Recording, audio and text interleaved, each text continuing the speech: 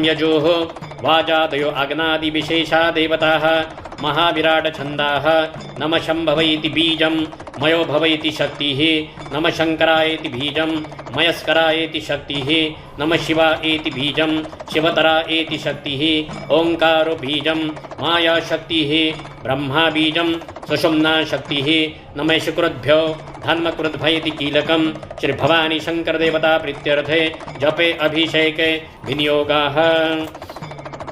शांति मंत्र हरि ओम इडादेव हर मनो यज्ञनेर बृहस्पतिरोक्ता मदानि शंगसै सद विश्वे देवाः सूक्तवाचः पृथ्वीमातरमाहिं शैरमधुमनिष्यै मधुजनिष्यै मधुवक्ष्यामि मधुवदिष्यामि मधुमति देवेभ्यो वाचमुद्याशुश्रूषेण्यां मनुष्यभस्तम मा देववन्तो शोभायै पितरो अनुमदन्तु।